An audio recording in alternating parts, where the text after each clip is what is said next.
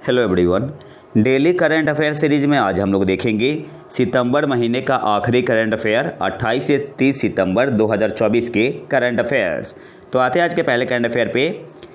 किस संस्थान के शोधकर्ताओं ने एक विशेष नैनो मटेरियल विकसित करके एक महत्वपूर्ण खोज की है जो भूजल में भारी धातु प्रदूषण को कम करने में मदद कर सकता है, विशेष रूप से क्रोमियम प्रदूषण पर ध्यान केंद्रित कर सकता है। मैं यहाँ पे ऑप्शन नहीं पढ़ूंगा, सीधे आंसर बताते हुए चलूँगा। तो ऑप्शन है आपका यहाँ पे सही आंसर होगा IISc। किस संस्थान के शोधकर्ताओं ने एक विशेष नैनो मटेरियल विकसित करके एक महत्वपूर्ण खोज की है जो भूजल में ग्राउंड वाटर में भारी धातु प्रदूषण को कम करने में मदद कर सकता है, विशेष रूप से क्रोमियम प्रदूषण पर ध्यान केंद्रित कर सकता है। तो ऑप्शन है आपका यहाँ पे सही आंसर होगा IISc। अगले क्वेश्चन पे आते हैं। हाल ही में किस संगठन ने भारत का पहला व्यापक cancer multi omics data portal launch किया? सही आंसर यहाँ पे होगा ऑप्शन सी ICGA। हाल ही में किस संगठन ने भारत का पहला व्यापक cancer multi omics data portal launch किया?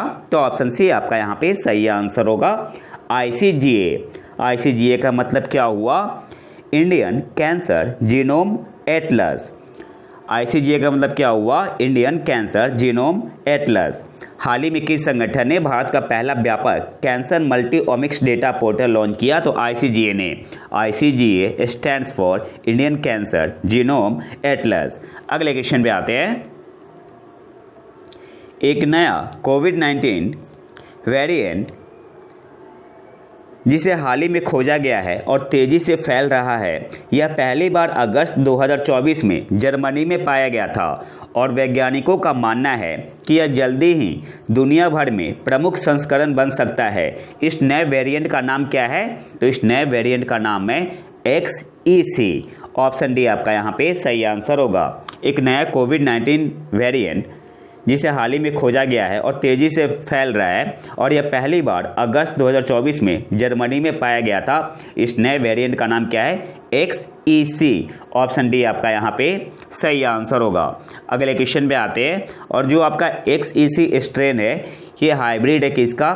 KS 1.1 और KP 3.3 वेरिएंट का।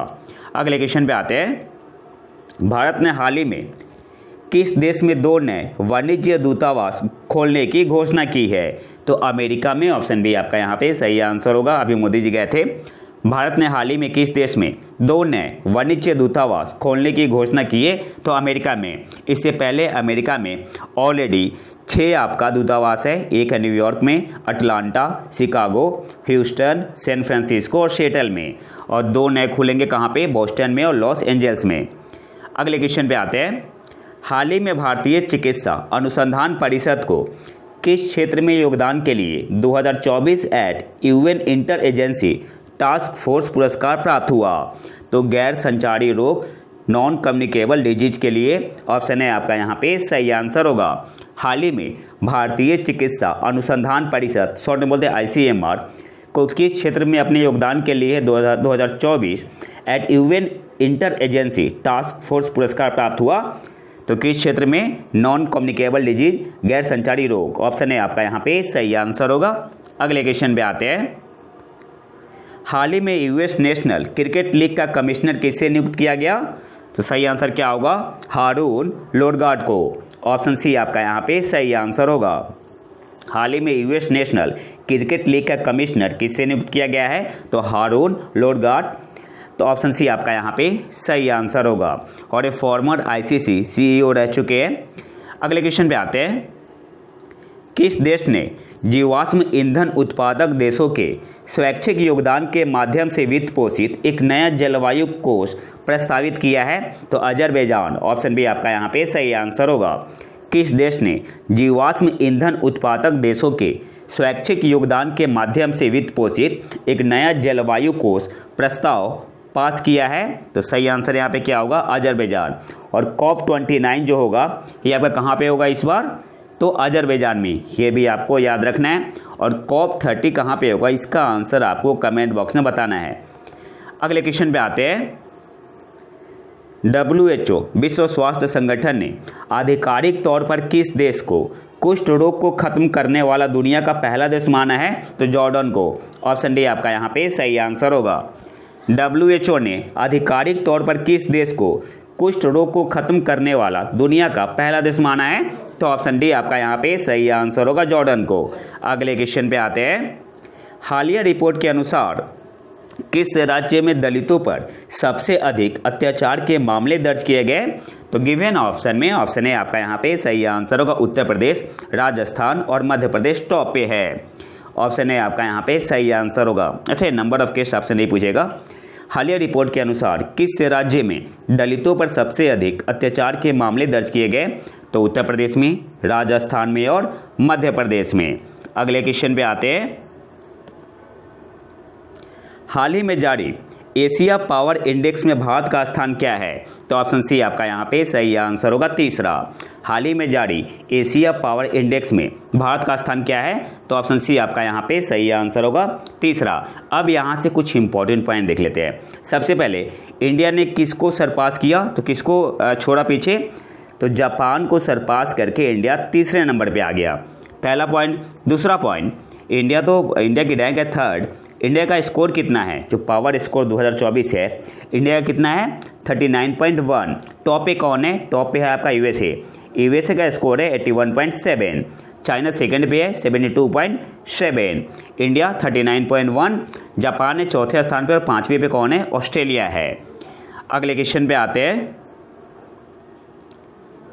अच्छा, इसको पब्लिश कौन करता है? तो लोवी इंस्टीट्यूट एशिया पावर, ठीक है, लोवी इंस्टीट्यूट इसे पब्लिश करती है। अगले क्वेश्चन पे आते हैं।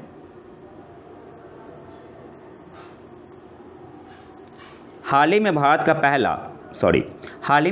पहला CO2 मेथेनॉल पायलट प्लांट कहाँ लॉन्च किया गया? तो कहाँ पे किया गया है? पुणे में। ऑप्शन बी आपका यहाँ पे सही आंसर होगा। और पुणे में कहाँ? तो थर्मैक्स लिमिटेड, ठीक है, ये भी याद रखना है। हाल ही में भारत का पहला CO2 मेथेनॉल पायलट प्लांट कहाँ लॉन्च किया गया? तो पुणे में। अगर स्टेट पूछते तो महाराष्ट्र। और कहाँ पे?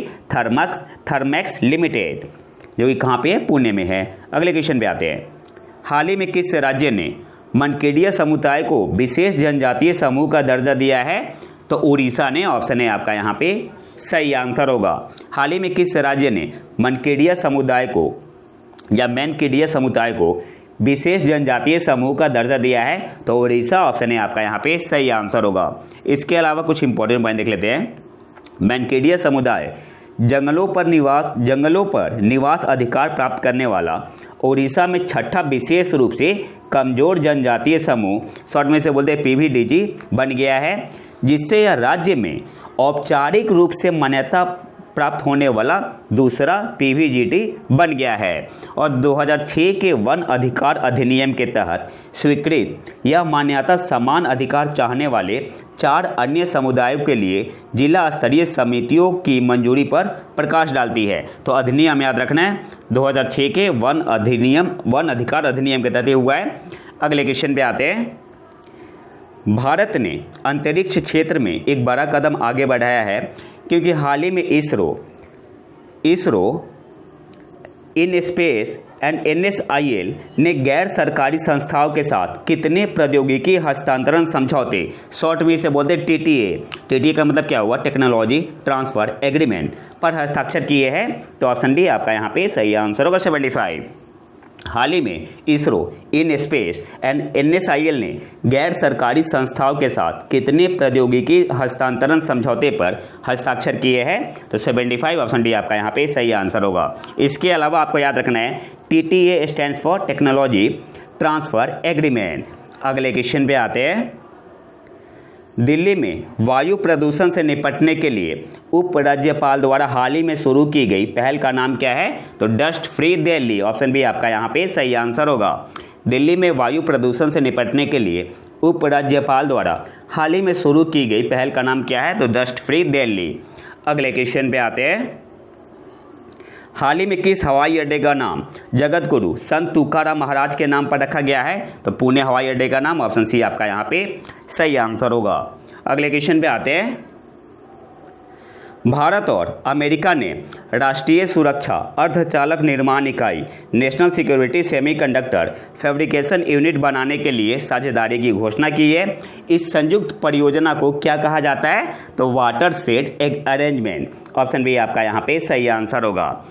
इंडिया एंड यूएसए ने, भारत और अमेरिका ने राष्ट्रीय सुरक्षा अर्धचालक निर्माण इकाई national security semiconductor fabrication unit बनाने के लिए साझेदारी की घोषणा की है। इस संयुक्त परियोजना को क्या कहा जाता है? तो वाटरशेड अरेंजमेंट। ऑप्शन बी आपका यहाँ पे सही आंसर होगा। अब यहाँ से कुछ इंपॉर्टेंट पॉइंट देख लेते हैं। इससे पहले सिंगापुर के साथ भी हुआ है। जो लीडर है इन्होंने डिस्क्राइब किया है the semiconductor fabrication partnership as a watershed arrangement. इसके अलावा आपको क्या याद रखना है, जो आपका इनिशिएटिव है, this initiative will be supported by the India semiconductor mission and involve a strategic technology partnership किनके बीच? बिटवीन भारतीय semi 3 RDI tech and the US space force. और जो आपका ये प्लांट है इसका नाम क्या है? शक्ति। तो ये नाम भी आपको याद रखना है, नाम भी हो सकता है आपसे पूछ ले। अगले क्वेश्चन पे आते हैं। हाल ही में यूपी इंटरनेशनल ट्रेड शो के दूसरे संस्करण का उद्घाटन उत्तर प्रदेश के किस क्षेत्र में किया गया? तो ग्रेटर नोएडा। ऑप्शन है आपका यहाँ पे सही आंसर होगा। इसके अलावा इसका उद्घाटन किसने किया? तो उपराष्ट्रपति जगदीप धनखड़ जी ने।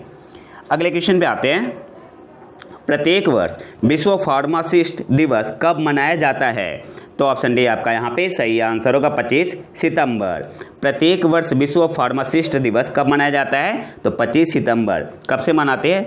2009 से। The International Pharmaceutical Federation, short में से बोलते FIP, officially recognise World Pharmacist Day in 2009 during a conference in Istanbul, Turkey. अगले क्वेश्चन पे आते हैं। हाल ही में रूस और चीन ने किस जल निकाय में ओशन 24 नौसैनिक अभ्यास शुरू किया? तो Sea of जापान। ऑप्शन है आपका यहाँ पे सही आंसर होगा। और आज के आखिरी करंट अफेयर पे आते हैं।